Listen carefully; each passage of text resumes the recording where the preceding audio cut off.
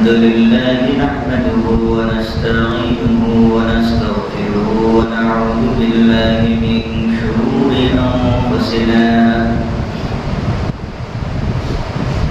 ومن سيئات أعمالنا من يهده الله فلا مضل له ومن يضلله فلا هادي له ونشهد أن لا إله إلا الله وحده لا شريك له ونشهد أن سيدنا وسندنا ونبينا وحبيبنا وحبيب ربنا وطبيبنا وطبيبنا وقلوبنا وقلوبنا ومولانا محمدا عبده ورسوله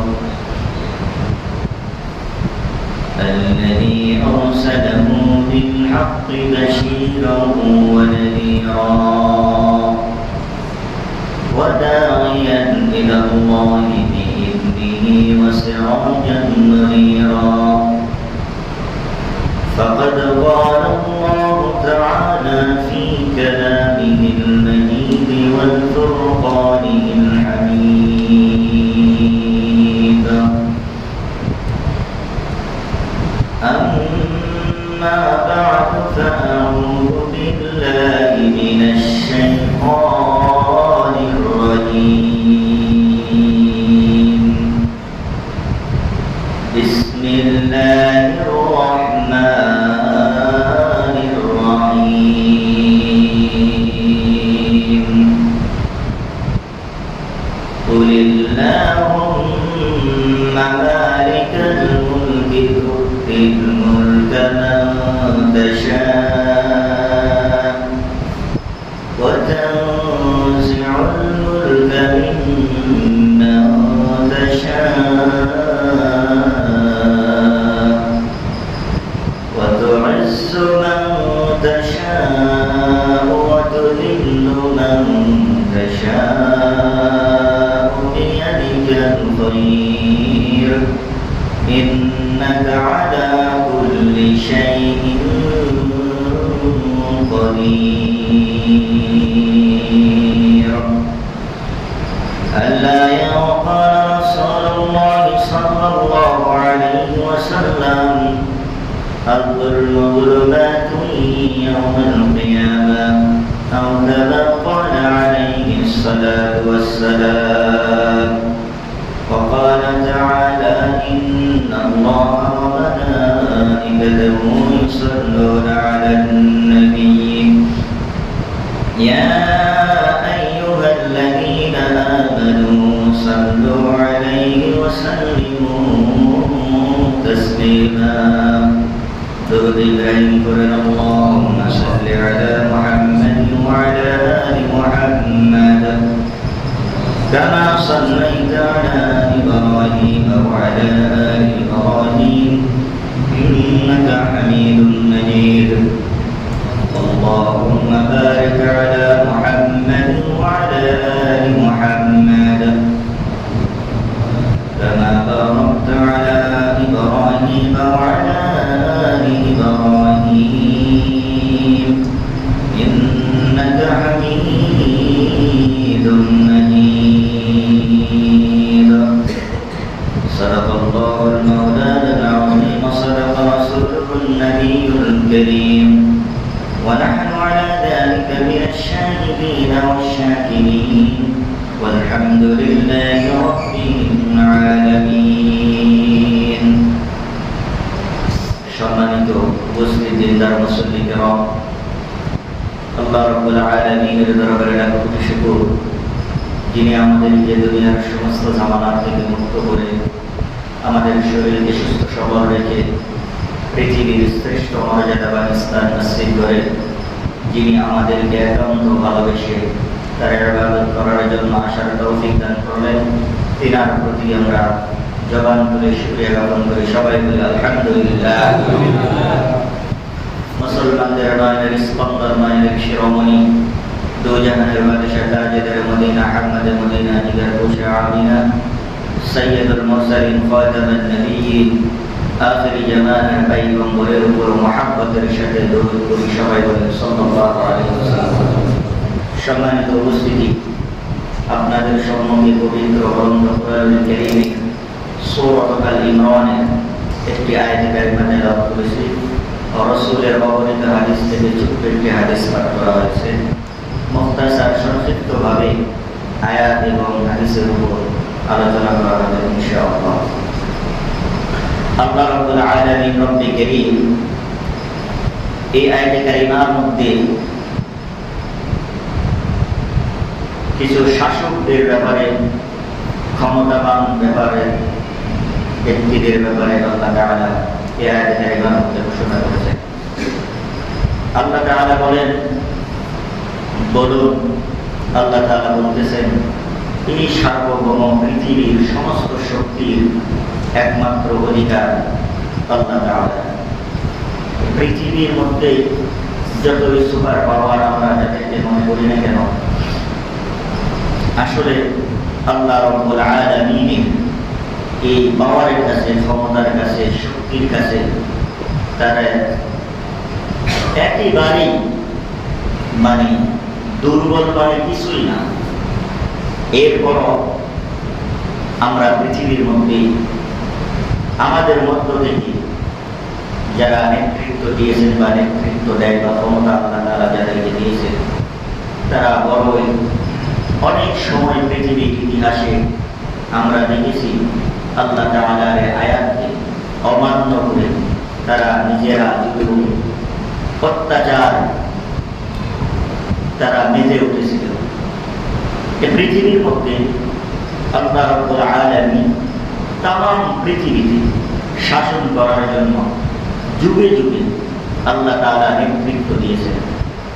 নেতৃত্বের মধ্য থেকে তামাম পৃথিবী ইতিহাসের মধ্যে পাওয়া যায় 4 জন ব্যক্তি তামাম পৃথিবী শাসন করেছিলেন। 4 জন ব্যক্তির মধ্যে 2 জন ছিলেন মুসলমান, 2 জন ছিলেন অমুসলিম। অমুসলিমের মধ্য থেকে যারা 2 জন ছিলেন, একজন আমরা সবাই জানি নমরুদ, তামাম পৃথিবী শাসন করেছেন। আরেকজন হলেন বখতানাসর, উনি তামাম পৃথিবী শাসন করেছেন। এই 2 জন হল অমুসলিম। আর মুসলমানদের পৃথিবীর মধ্যে, মুসলমানদের মধ্যে 2 জন শাসক আল্লাহ তাআলা পৃথিবীর মধ্যে দিয়েছিলেন। সেই 2 জন শাসক হলেন, একজন আমরা সবাই জানি সুলাইমান আলাইহিস সালাম, আরেকজন ব্যক্তি হলেন যুলকারনাইন। এই 4 জন ব্যক্তি তামাম পৃথিবী তারা কি করেছেন? শাসন করেছেন। এক প্রান্ত থেকে আরেক প্রান্তে তারা শাসন করেছে। মুসলমান ভাইয়েরা আমার, ঠিক যুগে যুগে পর্যায়ক্রমে এমনিভাবে আল্লাহ তাআলা একটি দেশে, ব্যক্তি, রাজ্যে এমনিভাবে আল্লাহ তাআলা শাসক পাঠিয়ে দিয়েছে। ঠিক তদরূপ আমরা জানি ইসলামের ইতিহাসে বিশেষ কিছু কোরআন এবং হাদিসে কিছু ঘটনা আমরা হুবহু সচলভাবে মানুষ আল্লাহর বান্দাদেরকে বোঝানোর জন্য আমরা উপস্থাপন করে থাকি। তো আমরা সবাই অবগত এবং জানি যে পৃথিবীর মধ্যে খোদাদ্রোহী জালেম শাসকদের মধ্যে 2 জন বা বেশ কিছু জনের আলোচনাটা অতি বেশি এসে যায়। তার মধ্য থেকে একজন আমরা জানি খোদাদ্রোহী যাদেরকে যেনাকে বলা হয়, তার নাম হলো ফেরাউন। ফেরাউন তার লড়াইটা হয়েছিলেন কার সঙ্গে? মুসা আলাইহিস সালামের সঙ্গে। ফেরাউন দীর্ঘ সময় শাসন করেছিল। শাসনের মধ্য থেকে ফেরাউন কত বড় জালেম ছিলেন, আল্লাহ রাব্বুল আলামিন তাকে কিভাবে পতন করেছেন, এবং এই অবস্থায় যারা তাদের শাসন বর্তমান পৃথিবীর মধ্যে যারা করতে চেয়েছিল, বাস্তবায়ন করতে চেয়েছিল, তাদের অবস্থা কেমন আল্লাহ তাআলা এই পৃথিবীর মানুষকে দেখাইছেন। আজকে এর উপরই আমার মূল আলোচনা হবে ইনশাআল্লাহ। আল্লাহ যে ওয়াদা করেছেন, ওয়াদা আল্লাহ রাব্বুল আলামিনের এই পৃথিবীর মধ্যে কেমনে আল্লাহ তাআলা বাস্তবায়ন করে দেখান, সেই বিষয়ে আমাদেরকে সেই বিষয়ের উপর আলোচনা হবে। আর এই বিষয় বস্তুকে বোঝানোর জন্য পূর্বে ইতিহাস আমাদের জানার প্রয়োজন। মূসা আলাইহিস সালাম তার ক্ষমতা দীর্ঘায়িত করার জন্য একের পর এক অপরাধ, অন্যায়, জুলুম করতেছে। এমন সময় জানতে পারলো যে তার এই ক্ষমতা বনি ইসরাইলের মধ্য থেকে একজন পুরুষ নামক আল্লাহর গোলাম পৃথিবীতে আসবে, তার হাতে ফেরাউনের সিংহাসন ধ্বংস হয়ে যাবে। কি হয়ে যাবে? ধ্বংস হয়ে যাবে। ফেরাউন যখন এই কথা জানতো, ফেরাউনের তখন অবস্থাটা কেমন, সে কি করলো ওই সময় জনগণের উপর, আমাদের এটা জানা একান্ত প্রয়োজন। যখন ফেরাউন জানতে পারলো তার সিংহাসন বনি ইসরাইলের গোত্র থেকে একজন আল্লাহর গোলাম, একজন বান্দা আসবে, তার হাতে তার এই শাসন আমল ধ্বংস হয়ে যাবে। তিনি মহিলা হবেন না, তিনি হবেন কি? পুরুষ। মুসলমান ভাইরা আমার, একথা যখন মূসা আলাইহিস সালামের কানে যখন আওয়াজ পৌঁছে গেল, মূসা আলাইহিস সালাম তদানীন্তন তার স্পেশাল দায়িত্বকে নিয়ে তার সমস্ত রাজ্যকে এলান করে দিল, আজ থেকে স্বামী স্ত্রী পর্যন্ত মিলামিশা করা একবারে নিষিদ্ধ করে দিল। এরপর উনি কি করলেন? তার বাহিনীদেরকে দিয়ে আদেশ দিল, ছোট ছোট বাচ্চা যদি আজ থেকে কেউ যদি জন্মগ্রহণ করেন, যদি তা ছেলে হয়, সঙ্গে সঙ্গে তোমরা হত্যা করে ফেলবে। মুসলমান ভাইরা আমার, এটাই শুধু না, তাফসীরের মধ্যে পাওয়া যায় মূসা আলাইহিস সালাম যেন জন্মগ্রহণ করতেই যেন না পারে, সেজন্য খোদাদ্রোহী জালেম ফেরাউন প্রত্যেকটা রাজ্যে এবং রাষ্ট্রের মধ্যে তার একান্ত গোয়েন্দা বাহিনী নিয়োগ করা ছিল। মুসলমান ভাইরা আমার, কোন মহিলার যদি পেট যদি উঁচা দেখত, তাফসীরের মধ্যে ইতিহাসের মধ্যে পাওয়া যায় ওই মহিলার পেট চিরে যদি দেখতো যে পুরুষ সন্তান, সঙ্গে সঙ্গে ওই পুরুষ সন্তানকে দুই হাত দিয়ে চিরে ফেলত। কত নির্মম নিষ্ঠুরতা শুধু ক্ষমতা টিকার জন্য। আল্লাহ রাব্বুল আলামিন খোদাদ্রোহী জালেম ফেরাউনকে ডাক দিয়ে বলে, ফেরাউন, পৃথিবীর সমস্ত শক্তি যদি একত্রিত করতে চাও, আমার পয়গম্বরকে তুমি পৃথিবীর জমিনে আমি পাঠাইব, এই জন্ম থেকে তুমি বিরত রাখতে পারবে না। বলেন আল্লাহু আকবার। আল্লাহ রাব্বুল আলামিন মূসা আলাইহিস সালাম যখন তার মায়ের গর্ভে এসেছিলেন, আল্লাহ রাব্বুল আলামিনের সিস্টেম পদ্ধতি হলো প্রত্যেকটা মা বোনদের পেটে যখন বাচ্চা আসে, পেট উঁচা হয়। ইতিহাসের মধ্যে পাওয়া যায় মূসা আলাইহিস সালামের মার পেট আল্লাহ রাব্বুল আলামিন একবারে সমান করে রেখে দিয়েছিলেন, কোনো দেখা যাইতো না, বুঝতে যাইতো না। এত কিছু করল, হাজার হাজার সন্তান নিরপরাধ শিশুকে ফেরাউন শুধুমাত্র তার ক্ষমতা টিকার জন্য হত্যা করল। কত মাকে জীবন্ত হত্যা করল। মুসলমান ভাইরা আমার, এটি ছিল ফেরাউনের প্রথম কাজ। এটি ফেরাউনের কি কাজ ছিল? প্রথম কাজ ছিল। এক নম্বর উনি কাজ এটা হাতে নিয়েছিলেন ওনার ক্ষমতা দীর্ঘায়িত করার জন্য। যখন জানতে পারলেন শিশুদেরকে হত্যায় উনি মেতে উঠলেন, অসংখ্য শিশুদেরকে উনি হত্যা করলেন। মুসলমান ভাইয়েরা আমার, আপনারা বলেন তো, এত বাচ্চাদেরকে হত্যা করলো খোদাদ্রোহী জালেম, ওই ফেরাউনের ক্ষমতা কি টিকে রাখতে পারছিল? মূসা আলাইহিস সালাম পৃথিবীতে আসবে, এটাকে বন্ধ করতে পারছিল? মুসলমান ভাইরা আমার, এখানে একটু ব্রেক দিলাম। মুসা আলাইহিস সালামের প্রথম যে ঘটনা, বর্তমান আমাদের দেশে স্বৈরা শাসক যিনি পৃথিবীর থেকে নাস্তে নাবুদ করে বাংলাদেশের তরুণী জনতা, ছাত্র জনতা ওনাকে যেভাবে বিদায় করলো, ওনার প্রথম ইতিহাস এবং উনি প্রথমে দেশে আসে কি কাণ্ড করেছে সেটা আমাদের জানার বিষয় রয়েছে।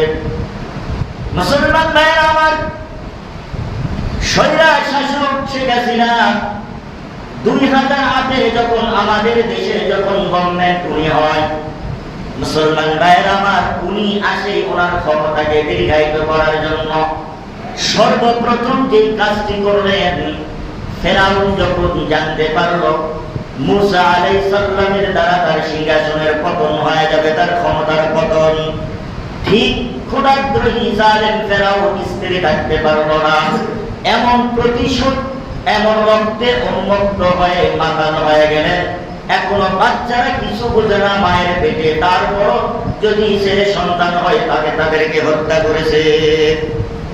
স্বৈরা শাসক যখন আমাদের দেশে যখন আসলো, তার ক্ষমতা দীর্ঘায়িত করার জন্য ওনার যখন মাথাতে বুদ্ধি দেয়া হলো, উনি চিন্তা করলো আমার ক্ষমতা যদি আমি দীর্ঘায়িত করতে চাই, এক নায়কতন্ত্র যদি শাসন যদি কায়েম করতে চাই, আমার বাবার হত্যাকারীদের যদি বিচার আমি করতে চাই, তাহলে সর্বপ্রথম আমার কাজ হবে এই দেশের সবচাইতে চৌকুশ এবং দেশপ্রেমী যতগুলো প্রশাসন আছে তার মধ্য থেকে হলো সেনাবাহিনীরা। কথা বলেন ঠিক কিনা?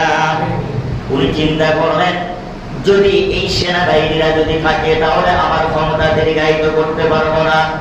অতএব উনি সিদ্ধান্ত নিলেন ওনার নিজস্ব কিছু বাহিনী দিয়া, দুই বাহিনী দিয়া উনি কি করলেন, 2009 সালের 25শে ফেব্রুয়ারি পিলখানায় এমন একটা তাণ্ডব চালালো, যে তাণ্ডবের মধ্যে আমরা দেখলাম, ও মুসলমান ভাইরা আমার, এ দেশ নাকি 1971 সালে যখন নাকি আপনারা স্বাধীন করেছিলেন, আমরা তো তখন জানি না। ওই সময়ের ইতিহাস পর্যালোচনা করলে দেখা যায় ওই সময়ে কোন এত সেনাবাহিনী অফিসার তারা মারা যায় নাই। কথা বলেন ঠিক কিনা? অথচ 2009 আমরা দেখলাম এই বিডিআর আর সেনা অফিসারদের মধ্যে সামান্য কিছু একটি ঘটনা দিয়ে তারা এমন ভাবে আক্রমণ করলো, এমন রক্তের হুলি খেলা খেললো, একজন দুইজন নয়, 57 জন সেনা অফিসারদেরকে তারা নির্মম ভাবে হত্যা করলো। কথা বলেন ঠিক কিনা? এটি ছিল এই স্বৈরা শাসক হাসিনার মূল কি ছিল? প্ল্যান ছিল, মানে ক্ষমতা দীর্ঘায়িত। ভালো করে বুঝবেন, ক্ষমতা দীর্ঘায়িত যদি থাকতে হয়, এই নৈরাজ্য জুলুম অত্যাচার যদি করতে চান, এই সেনাবাহিনীরা যখন অফিসার থাকবে আপনি সফল হইতে পারবেন না, বিদায় তাদেরকে আগে হত্যা করেন। তাই শেখ হাসিনা নির্মম ভাবে বিডিআরদের আর তাদের মধ্যে এমন এক বিদ্রোহ দাবানল জ্বালিয়ে দিলেন, চৌকুশ সেনা অফিসারদেরকে নির্মম ভাবে পৃথিবীর থেকে বিদায় করে দিলেন। কথা বলেন ঠিক কিনা? এরা তো সাধারণ কোন সেনা অফিসার ছিলেন না। আমরা অনেকেই জানি এই র্যাব যিনি তৈরি করেছিলেন, যাদের ব্রেনে এই ডিপার্টমেন্ট, সেই সেনা অফিসারদেরকে হত্যা করা হয়েছে। আমাদের দেশে জঙ্গির আবির্ভাব হয়েছিলেন, জীবনের ঝুঁকি নিয়ে গুলজার আহমেদ তাকে গ্রেফতার করেছিলেন, তাকে এমন ভাবে হত্যা করা হয়েছিল তার পরিবার তাকে চিনতে পারত না। ভাইরা আমার, এভাবে প্রথম তার দীর্ঘায়িত শাসন আমল, ইনি সর্বপ্রথম এই স্বৈরা শাসক এসে এই কাজটি করলেন। একদিকে তার ক্ষমতা দীর্ঘায়িত করা সফল হলেন, অন্যদিকে আমাদের দেশে বর্ডারে যারা নিয়োজিত থাকে, আজ থেকে সেই 2008-এর অতীতে যদি আমরা একটু চিন্তা ভাবনা করে সেদিকে যদি যাই, সেদিকে যদি আমরা একটু খেয়াল করি, আলোচনা করি, তাহলে দেখা যাবে একদিকে সেনাবাহিনীদেরকে নির্মম ভাবে অফিসারদেরকে হত্যা করে তার পথ পরিষ্কার করলেন, অন্যদিকে আমার এই বিডিআর বাহিনীদেরকে মেরুদণ্ডহীন ভাবে পঙ্গু করে দিলেন। মেরুদণ্ডহীন পঙ্গু কিভাবে করে দিলেন? আপনারা তখন থেকে এই 2024 সালে এখন পর্যন্ত দেখেন তাদের অবস্থা কি। তাদের পোশাক পরিবর্তন করা হলো, অনেক নিরপরাধ বিডিআর ভাইদেরকে চাকরি থেকে বাদ করে দেওয়া হলো, অনেক নিরপরাধ বিডিআর ভাইয়েরা এখনো পর্যন্ত জেলে আছে। এরপর তাদের উপর কি করা হলো? ভারত তাদের প্রতিশোধ 2 নম্বর হলেন, ভারত তাদের প্রতিশোধ গ্রহণ করলেন। আপনাদের জানা আছে কিনা এই বিডিআর নওজওয়ানেরা ভারতের বিএসএফেরা যখন নওজওয়ানদের উপর আক্রমণ করতে চেয়েছিল, এমন তাদের উপর আক্রমণ করেছিল, প্রতিশোধমূলক নিয়েছিল যে ভারতের অনেক বিএসএফকে তারা হত্যা করেছিল এবং বাংলাদেশের বিডিআরের কাছে ভারতের বিএসএফেরা পরাজিত বরণ করেছিল। কথা বলেন ঠিক কিনা? এর প্রতিশোধ আমার সেই সময় বিডিআর ভাইরা বুঝতে পারে নাই। একদিকে স্বৈরশাসক শেখ হাসিনার ক্ষমতা দীর্ঘায়িত করার জন্য সেনাবাহিনীদেরকে হত্যা করে পথ পরিষ্কার করলেন, অন্যদিকে ভারত বিডিআরদেরকে হত্যা করে বিডিআরদেরকে লেলিয়ে দিয়ে ভারত তাদের প্রতিশোধ গ্রহণ করলেন। কথা বলেন ঠিক কিনা? সেদিন থেকে আজ অবধি আজকে আমাদের বিজেপি ভাইয়েরা মেরুদণ্ডহীন ভাবে তারা এখনো আমাদের সামনে, তাদেরকে আমরা দেখতে পাই। কথা বলেন ঠিক কিনা? কেমনে আমরা দেখতে পাই? আজ থেকে 9 সালের আগে, 8 সালের আগে, 2002, 3, 5 যদি আমরা দেখি বিডিআর তাদের কত হিম্মত এবং সাহস ছিল। ভারতের আমাদের দেশে, স্বাধীন সার্বভৌমত্ব দেশে কোনদিন ভারতের আগ্রাসন এসে থাবা মারা দুঃসাহস হিম্মত দেখাতে পারেনি। কথা বলেন ঠিক কিনা? এবং কোনদিন আমরা দেখি নাই ফেলানির মতন লাশ তার কাটার মধ্যে ঘন্টাকে ঘন্টা পড়ে থাকছে। কোনদিন ওই সময় আমরা দেখি নাই আমার যুবক ভাইদেরকে বাংলাদেশের সীমানায় ভারতের দালালেরা, ভারতের প্রজাতি তারা এসে আমাদের ভাইদেরকে ধরে নিয়ে যায়, সে দেশে তারা নির্মমভাবে হত্যা করে মাত্র ফ্ল্যাগ মিটিং এর মাধ্যমে এতটুকু সীমাবদ্ধ। আমাদের কিছু করার থাকে নাই, মিডিয়ারদের কিছু করার সেই সময় থাকে নাই, শুধু মিটিং এর মাধ্যমে লাশ উপহার দিয়েছে। আর বাংলাদেশের এই তদানীন্তন জালেম স্বৈরশাসকের গভর্নমেন্ট লাশ উপহার নিয়েছে। কথা বলেন ঠিক কিনা? প্রতিবাদ করার মতন দুঃসাহস তাদের সেই সময় ছিল না। কথা বলেন ঠিক কিনা? মুসলমান ভাইরা আমার, বুঝতে হবে কিভাবে তার দীর্ঘায়িত শাসন এত লম্বা কেন করেছেন, কিভাবে ছিলেন। ভাইরা আমার, আজকে আমরা সেই বিজেপির ভাইদেরকে আমরা আশ্বস্ত করতে চাই, আজ থেকে সেই 2009 থেকে 24 পর্যন্ত সেই বিজেপি আমরা দেখতে চাই না। সেই বিজেপির আমরা আর আপনাদেরকে ওই আবির্ভাবে আমরা দেখতে চাই না। আপনাদেরকে আমরা দেখতে চাই বাংলাদেশের সীমানায় যদি বাংলাদেশের স্বাধীন সার্বভৌমত্বে ভারতের কোন আগ্রাসন যদি আর একটা বুলেটের আঘাতে আমার ভাইয়ের জীবন যদি নেয়, আপনাদের প্রতি আমাদের পরামর্শ থাকবে, এক বুলেটের আঘাতে 10টি ভারতের লাশ আমরা চাই। কথা বলেন মুসলমান ভাইয়েরা আমার, বাংলাদেশের সার্বভৌমত্ব স্বাধীনতার 1 ইঞ্চি মাটি যেন, 1 ইঞ্চি পানি, 1 ফোঁটা পানি যেন ভারত যেন ব্যবহার করতে না পারে, আপনারা পদক্ষেপ গ্রহণ করেন। আপনারা যদি তাদের সাথে দুর্বলতা প্রকাশ করতে চান, আপনাদের যদি হিম্মত না থাকে, আমাদের মতন কাছে আমরা সাহায্য চান, আমাদেরকে অস্ত্র ট্রেনিং দেন। ভারতকে প্রতিরোধ করার জন্য তরুণ নওজোয়ান ছাত্র আপামর জনতা আমার প্রস্তুত আছে। কথা বলেন ঠিক কিনা? মুসলমান ভাইরা আমার, স্বৈরা শাসক আমাদের দেশ থেকে বিদায় নিয়েছে, কিন্তু স্বৈরা শাসকের নাতিপুতিরা আছে না নাই? জোরে কথা বলতে হবে। স্বৈরা শাসকের খালাতো মামাতো ভাইরা এদেশে আছে না নাই? ফেরাউন বিদায় নিয়েছিল, ফেরাউনের খালাতো ভাইরা কিন্তু আছে।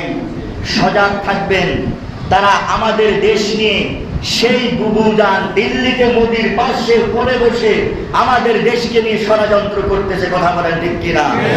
মুসলমান ভাইরা আমার, সজাগ থাকতে হবে। আমরা পরিষ্কার ভাষায় বলি, সমস্ত স্বৈরা শাসকের যারা সমর্থিত এখনো পর্যন্ত আছেন, আপনাদেরকে আমরা পরিষ্কার ভাষায় বলে দিতে চাই, এই 2024-এ বিজয় স্বাধীনতা অর্জনের অনেক ত্যাগ তিক্তের বিনিময়ে আমরা যে অর্জিত দেশ পেয়েছি, অনেক ছাত্র জীবন চলে গেছে, অনেক সাধারণ মানুষ শাহাদত বরণ করেছে, হাফেজ কোরআন শাহাদত বরণ করেছে, আলেমেরা শাহাদত বরণ করেছে, অনেক ইয়েতিমেরা শাহাদত বরণ করেছে। যে ছাত্ররা প্রথম কাতারে নেতৃত্ব দিয়েছিলেন, সেই ছাত্রদের উপর আপনারা জুলুম অত্যাচার করেছেন, হেলমেট বাহিনী, ছাত্রলীগ, সন্ত্রাসদের আমরা পরিষ্কারভাবে বলে দিতে চাই, এই স্বাধীন সার্বভৌমত্বে আপনারা যদি নৈরাজ্য করার যদি কোনো পাইকারা করেন, কঠিন হাতে বাংলাদেশের তাওহীদি জনতা, যত ইসলাম বীর হেফাজত বলেন, চরমরা বলেন, জামাত ইসলাম বলেন, কলেজের ভাইয়েরা বলেন, আপনাদেরকে প্রতিরোধ করে তুলবে। কথা বলেন ঠিক কিনা?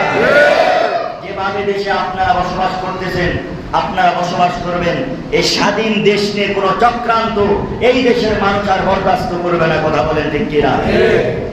মুসলমান ভাইরা আমার, আপনারা অনেক জুলুম করেছেন, অনেক অত্যাচার করেছেন, এর আপনাদের উপর এখনো বাংলাদেশের মানুষ, আমাদের এলাকার মানুষ অনেক সভ্য, অনেক দয়া দেখাইছে। কথা বলেন ঠিক কিনা?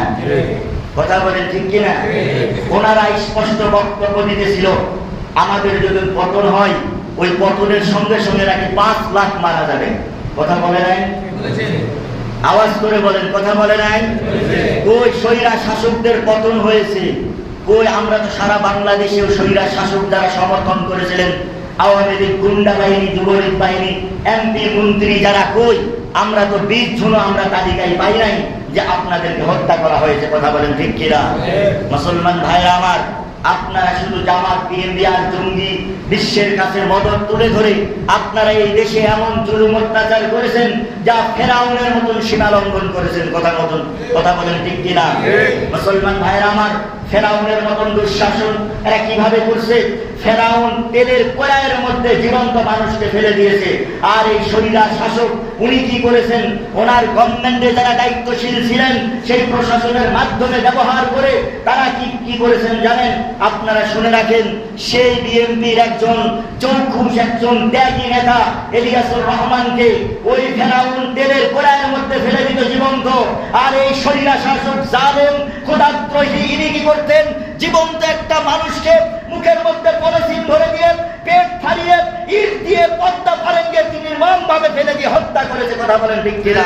ফেরাউন গরম তেলে নিক্ষেপ করে হত্যা করেছে জীবন্ত মানুষ, আর জালেম খোদাদ্রোহী ফাসিবাদ সরকার এই স্বৈরা শাসক সমুদ্রের পানিতে জীবন্ত মানুষকে ফেলে দিয়ে হত্যা করেছে। কথা বলেন ঠিক কিনা?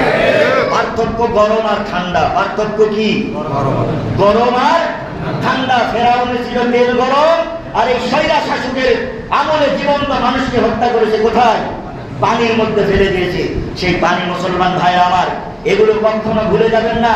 তারা কিন্তু বসে বসে চক্রান্ত করতেছে, এই দেশ নিয়ে যারা চক্রান্ত করতেছে, নৈরাজ্য করার জন্য তারা চেষ্টা করতেছে। গ্রাম সবাই সাবধান থাকবেন, যেখানেই তারা মুখ খুলে নৈরাজ্য চেষ্টা করবে, হিম্মত করে একজন দাঁড়িয়ে যাবেন, দেখবেন আল্লাহর রাস্তায় আপনার পিছে শত শত লোক দাঁড়াবে। কথা বলেন ঠিক কিনা? এই হিম্মত আমাদের অন্তরের মধ্যে থাকতে হবে। যেমনি ভাবে আমরা দেখেছি আন্দোলন যখন চলতেছিল, রংপুরের আবু সাইদ একাই যখন বুক পাতে দিলেন, নির্মম ভাবে তাকে যখন শহীদ করা হলো, পরের ইতিহাস আমরা কি দেখলাম?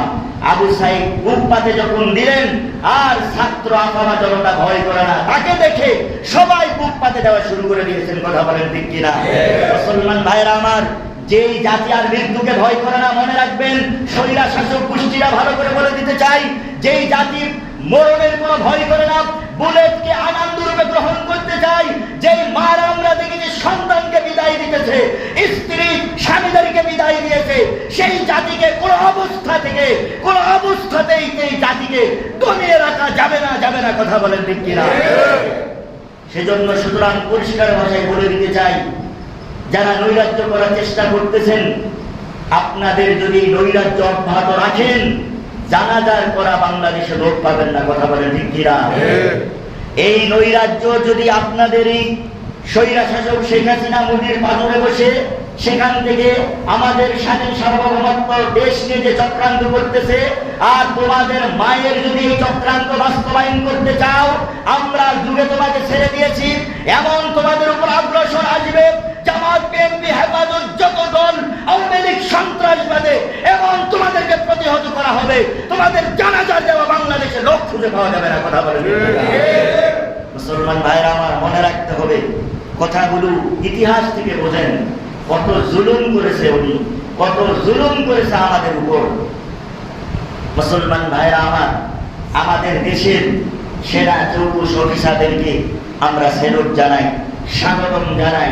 তারা যে শপথ করেছিলেন আমরা জনগণ এবং দেশের জন্য, শেষ সময়ে তারা বাস্তবায়ন করে দেখায় দিয়েছে। কথা বলেন ঠিক না? তারা শেষ সময়ে কি করেছেন? বাস্তবায়ন। যখন প্রয়োজন তখনই আমাদের দেশের সেনাবাহিনীরা তারা আমাদেরকে সহযোগিতা করেছে, এই দেশের জন্য কাজ করেছে। কথা বলেন ঠিক কিনা? আপনারা জানেন না এই স্বৈরা শাসক কত জালেম? মুসলমান ভাইয়ের আমার, যখন আমি এই ঘটনাটি বলি আমার লোম শিউরে উঠতেছিল। কত বড় জালেম চিন্তা করছেন? উনি এই যখন অবস্থা তৈরি হলেন 4 তারিখে উনি আরবি ক্যান্টনমেন্টে থাকার জন্য সেনাবাহিনীদেরকে কি করলেন? আবদার করলেন। সেনাবাহিনী নাকচ করে দিলেন। উনি ক্ষিপ্ত হয়ে গেলেন।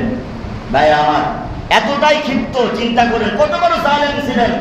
ওই দলের যদি কেউ থাকেন ভালো করে শোনেন, পরিষ্কার করে বলে দিতে চাই, মায়ের কান্না বাংলার জমিনে স্বৈরা শাসকের আর কোনো চলবে না। কথা বলেন ঠিক কিনা? মুসলমান ভাইয়েরা আমার, খুব সাবধান হয়ে যান। একাই হিম্মত করে দাঁড়াবেন, পাশে লোক পাবেন, এদেরকে কোনো ষড়যন্ত্র করতে দেওয়া যাবে না। মুসলমান ভাইয়েরা আমার, এই স্বৈরা শাসক শেখ হাসিনা কত জালেম ছিলেন একটু চিন্তা করেন। উনি 4 তারিখে যখন সেনা অফিসার ক্যান্টনমেন্টে থাকতে চাইলেন, আশ্রয় ছিলেন, তখন তারা যখন বাতিল করে দিলেন, মুসলমান ভাইয়েরা আমার, পরের দিন সেনা অফিসার, নৌবাহিনীর অফিসার, বিমান বাহিনীর অফিসার, 4 অফিসারদেরকে এবং পুলিশের আইজি বিভিন্ন পদ যারা শীর্ষে ছিলেন তাদেরকে ডাকছেন। কয় তারিখে? 5 তারিখে। কয় তারিখে? 5 তারিখে। ওনাকে কিন্তু বোঝানো হয়েছে আপনি চলে যান। উনি শেষ পর্যন্ত বারবার কি বলতেছে, শেষ পর্যন্ত উনি ক্ষমতা প্রয়োগ করতে চেয়েছিলেন। এই ঘটনা শুনলে আপনার ভিতরে যদি যারা পরিমাণ ইমান থাকে, আপনার স্থির থাকতে পারবেন না। মুসলমান ভাইরা আমার, উনি বলেছিলেন পুলিশেরা গুলি করতেছে, সেনাবাহিনী তোমরা কেন বসে?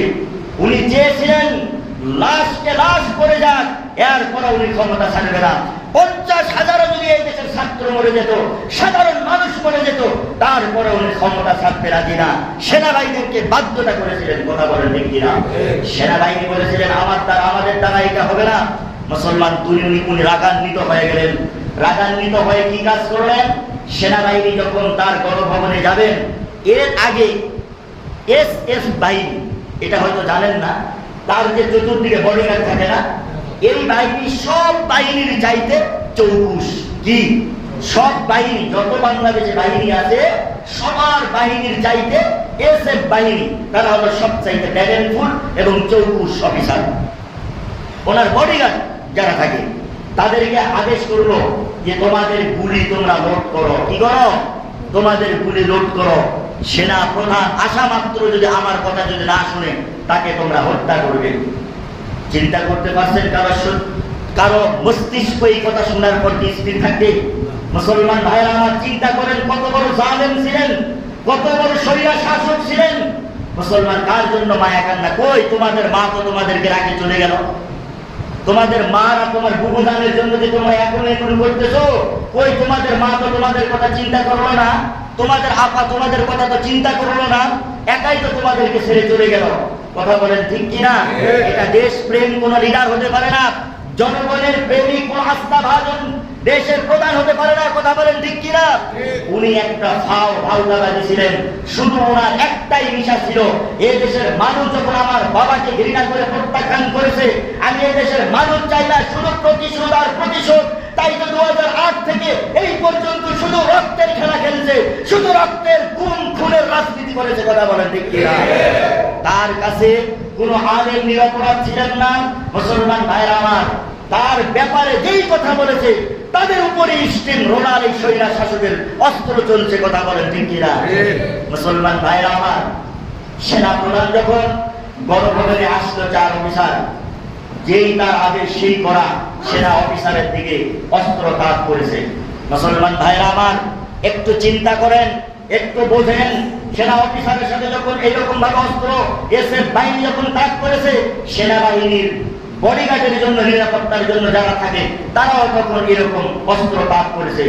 এমন একটা পজিশন তখন বলে, জয় ফোন করে বলে যে যদি সেনা প্রধানকে, যদি তুমি এরকম আমার আম্মার কথা যদি শোনো, তোমার কি বউ বেটি নাই? তোমাকে হত্যা করা হবে। সেনা অফিসার, আমি ধন্যবাদ দেই মুসলমান ভাইয়েরা আমার, মৃত্যুকে ওই সময় সে আলিঙ্গন করে নাই, মৃত্যুর কথা ভাবে নাই, নিজের কথা উনি ভাবে নাই, নিজের স্ত্রীর কথা ভাবে নাই, নিজের সন্তানের কথা ভাবে নাই। দেশ এবং দেশের কল্যাণের জন্য উনি ডাইরেক্ট সজীব প্রজেক্টকে প্রশ্নের উত্তর দিয়েছেন, তোমার মা যদি আমাকে হত্যা করে তোমার মাও বাঁচতে পারবে না। কথা বলে ঠিক কিনা? এই কথা বলে উনি মাত্র 45 মিনিট সময় দিয়েছিলেন, যে 45 মিনিট সময় আপনি আপনার মাকে বলেন, যদি আপনার মা যদি পদত্যাগ যদি করে, আমি আপনার মাকে আমি ক্ষমতা নিয়ে নিব, আপনার মাকে আমি আউট করে দিব, দ্বিধাবোধ করবো না। কথা বলেন ঠিক কিনা? মুসলমান ভাইরা আমার, একটু চিন্তা করেন কত বড় জালেম ছিলেন, কত বড় স্বৈরা শাসক ছিলেন। মুসলমান ভাইরা আমার, আমরা তার বিদায় দেখেছি। 45 মিনিট যখন সময় দিলেন, ওই 45 মিনিটের মধ্যেই আমাদের আপনাদের যিনি ওই স্বৈরা শাসকের এই দেশে জুলুম করেছেন, হাসিনা কেমনে গেছে আমরা সবাই দেখছি না? কেমনে গেছে এই দেশ থেকে আমরা সবাই দেখছি না? মুসলমান ভাইরা আমার, বড় মনে পড়ে 4 দিন আগে ইসলামী দল জামাত ইসলামকে উনি নিষিদ্ধ করলো। আল্লাহ তাআলা বলো, থামো, তুমি জামাত ইসলামকে নিষিদ্ধ করছো, তারা বাংলার জমিনেই থাকবে, মগার তোমার এমন ভাবে নিষিদ্ধ হবে, বেইজ্জতি ভাবে এই দেশ ছাড়বে, দেশের আর তুমি আসার মতন তোমার সুযোগ থাকবে না। কথা বলেন ঠিক কিনা? সেজন্য তো আল্লাহ তাআলা বারবার বলেন, যে সূরা বুরুজের মধ্যে আল্লাহ তাআলা বলেন, ইন্না বাতশা রাব্বিকা লাশাদীদ, আল্লাহর ধরা হলো কি? কথা বলেন, কঠিন। আল্লাহর ধরা কি? কঠিন ধরা, শক্ত ধরা। মুসলমান ভাইরা আমার, ফেরাউন যেমনি ভাবে নীল নদীর মধ্যে যখন চুবাইতেছিল, ফেরাউনের মুখে ময়লা কাদা লেগে দিয়েছে। কি কাদা? কথা বলেন, ময়লা কাদা লেগে দিয়েছিলেন। আর এই স্বৈরা শাসক যখন আমাদের দেশ থেকে যখন বিতাড়িত হয়, জনগণের ছাত্রদের গণ অভ্যুত্থানে আমাদের এই স্বৈরা শাসক শেখ হাসিনা যে সেনাবাহিনী যেই এই আপনার প্লেনে মাল নিয়ে আসে, তাদের খাবার এবং বিভিন্ন কিছু, ভালো কোনো প্লেন ওনার জন্য রাখা হয় নাই। এই মালবাহী প্লেনে বাংলাদেশ থেকে ওনার দাদা বাবুর বাপের দেশে ভারত যেতে বাধ্য হয়েছে। কথা বলেন ঠিক কিনা? মুসলমান ভাইরা আমার, ফেরাউন ছিল নিকৃষ্ট মাটি, আর তোমাকে বাংলার জমিনের মানুষ আল্লাহ তাআলা এমন ভাবে বেইজ্জতি করেছে, ভালো একটা ভিআইপি তোমার জন্য প্লেন ছিল না। মালবাহী প্লেনে 45 মিনিটে তোমার বাংলাদেশ ছাড়তে তুমি বাধ্য হয়েছে। কথা বলেন ঠিক কিনা? সেই দলের যারা এখনো যারা মা মা বলে কাঁদো, আপা আপা বলে কাঁদো, একটু চিন্তা ভাবনা করে কথা বলবেন, চিন্তা ভাবনা করে কথা বলবেন। কথা বলেন ঠিক কিনা? আমাদের রক্তের বিনিময়ে দেশ স্বাধীন করেছি। মুসলমান ভাইরা আমার, সেই আমাদের মনে আছে 2009-এ তোমরা প্রশাসনের রক্ত নিয়েছো। মুসলমান ভাইরা আমার, 2010 থেকে তোমরা শুরু করেছো জামাত ইসলামের উপর মামলা দিয়ে এই দেশের প্রাণের পাখিকে তোমরা মিথ্যা মামলা দিয়ে 13টি বছর তোমরা জেলখানার মধ্যে আবদ্ধ করে রেখে দিয়েছিলে। কথা বলেন ঠিক কিনা? মুসলমান ভাইরা আমার, আমাদের কাছে তথ্য এসে পৌঁছে গেছে, আল্লামা দেওয়ান হোসেন সাইদি কোরআনের পাখিকে তোমরা সেদিন কোনো হাড়ের অসুখ ছিল না, তার ফুটেজ আমরা দেখতে পাইতেছি। ওনাকে যখন কাশিমপুর কারাগার থেকে নিয়ে যাওয়া হয়, হাড়ের রোগী কিভাবে বসে থাকে। ও মুসলমান ভাইরা আমার, উনি গোপনে একজন অফিসার ওনার ভিডিও করেছিলেন, দেখা যাইতেছে কোরআনের পাখি সেই ইয়ার মধ্যে বসে আছে নির্মম ভাবে। মুসলমান ভাইরা আমার, পরিকল্পিত ভাবে 14 আগস্টে কোরআনের পাখিকে তোমরা শাহাদত বরণ করায় দিয়েছো। কথা বলো ঠিক কিনা? মুসলমান ভাইরা আমার, আলেমদের মজলুমদের দোয়া, চোখের কান্নার বিনিময়ে, আরে বেশি দিন তো হয় নাই, মাত্র কয়েকদিনের ব্যবধানে 17 বছর যারা স্বৈরা শাসকগিরি করেছো, তোমার বাবা মৃত্যু শোক পালন করার মতন মানুষ বাংলার জমিনে খুঁজে পাওয়া যায়নি। কথা বলে ঠিক কিনা? 32 নম্বর তোমাদের বাড়িতে কই পড়ে আছে? কই? 17 বছর তো তোমরা দেশ চালাইলে, কোথায় তোমাদের বাবার, তোমাদের নেতার শোক পালন করা তোমাদের পাওয়া যায় না? এখনো বোঝেন? মুসলমান ভাইরা আমার, আপনাদের উপর এখনো বাংলার জমি শান্ত ভালো আছে, এখনো কিছু হয় নাই। মাত্র 10 দিনের অবস্থানে 17 বছর দুঃশাসন জুলুম বাংলাদেশে জনগণের উপর করার পর, এই 10 দিনের ব্যবধানে যদি আপনার বাবার দাদার যদি আপনারা শোক পালন করতে ব্যর্থ হন, একটু চিন্তা ভাবনা করে বাংলাদেশের মানুষকে নিয়ে কথা বলতে হবে। কথা বলেন ঠিক কিনা? একটু চিন্তা করতে হবে। আল্লাহ তাআলা আমাদেরকে বুঝার তৌফিক দান করুন, সবাই বলেন আল্লাহুম্মা আমিন। সর্বশেষ আমরা কি দেখলাম? আল্লাহ রাসূল সাল্লাল্লাহু আলাইহি ওয়াসাল্লাম এর উপরে কিন্তু আলোচনা চলবে, এক পয়েন্টের উপরে কিন্তু চলতেছে।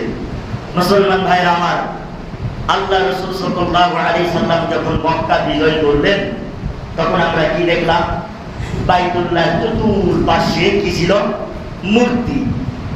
আল্লাহ রাসূল সাল্লাল্লাহু আলাইহি সাল্লাম মক্কা বিজয় করার পর আয়াত পড়তেছে, ওয়াকুল জাআল হক ওয়া যাহাকাল বাতিল, সত্য এসেছে মিথ্যা বিলুপ্ত হয়ে গেল।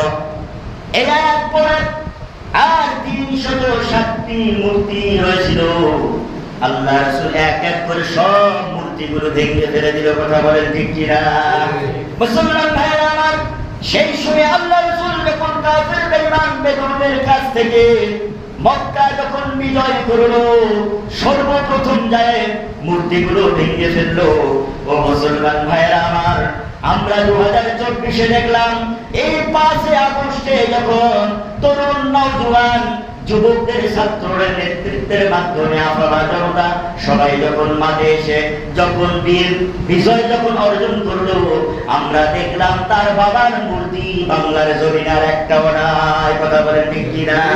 মুসলমান ভাইরা আমার, শুধু সাধারণ মানুষ মূর্তি ভাঙে নাই, ও মুসলমান, শুধু বাংলাদেশের ছাত্ররা মূর্তি ভাঙে নাই, ও মুসলমান, বাংলাদেশের হেফাজত শুধু একাই মূর্তি ভাঙে নাই, জামাত ইসলামের কর্মীরা মূর্তি ভাঙে নাই, বিএনপিরা একাই মূর্তি ভাঙে নাই, ও মুসলমান, চরমনারা একাই মূর্তি ভাঙে নাই, অন্যান্য যত দল আছে তারা এককভাবে মূর্তি ভাঙে নাই। আমরা দেখলাম যাদেরকে তোমরা 17 বছর লালন পালন করলে ওই সেনাবাহিনীরাও তোমার বাবার মূর্তি ভাঙতেছে, কথা বলেন ঠিক কিনা? আওয়াজে বলতে হবে, কথা বলেন ঠিক কিনা? মুসলমান, তাই কি শুধু আমরা দেখেছি সেনার যারা আমাদের সেনাবাহিনীদেরকে প্রশাসনকেদেরকে আমরা সেনা চাই, তারা শুধু ভাঙ্গেই ক্ষান্ত হয় নাই, ওই নাপাক জুতাদের পর্যন্ত লাথি মারতেছে, কথা বলেন ঠিক কিনা? আওয়াজে বলেন ঠিক কিনা? মুসলমান ভাইরা আমার, যে বাংলার জমিনে তরুণ নওজোয়ান ছেলেরা বিজয় অর্জন করার পর আল্লাহ রাসূল যেভাবে মূর্তি রাখে নাই, বাংলাদেশের তরুণ যুবকেরা বিজয় অর্জন করার পর মূর্তির উপর আক্রমণ করেছে। সাবধান হয়ে যান, এই দেশ একদিন না হোক একদিন ইসলামের দেশ অবশ্যই হবে ইনশাআল্লাহ, কথা বলেন জোরে, বলেন ঠিক কিনা? এই দেশ থেকে যারা ইসলামকে উৎখাত করতে চান, মনে রাখবেন কিয়ামতের আগ পর্যন্ত সম্ভব নয়। পারবে কি তারা? জোরে বলেন, পারবে? সচেতন থাকবেন, সতর্ক থাকবেন, কোনো ভয় নাই। আওয়ামী লীগের স্বৈরাচার শাসনের কোন নৈরাজ্য বরদাস্ত করা হবে না, কথা বলেন ঠিক কিনা?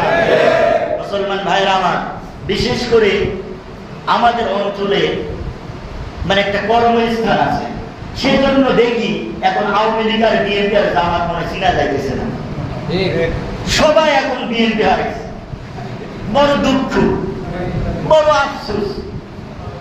লড়াই করলাম আমরা, জীবন দিলাম আমরা, এটা বড় আফসোস। আমি শুধু বলতেছি, খুব কষ্ট পাই দেখি যারা সেই স্বৈরাচার শাসকের সময় আমাদের উপর জুলুম করলো, তাদের সাথে আঘাত করে দল ত্যাগ করে ভাতা খালো, বিভিন্ন কিছু সুযোগ সুবিধা নিল, তারা আবার আমাদের কাছে চলে আসতেছে। কেমন?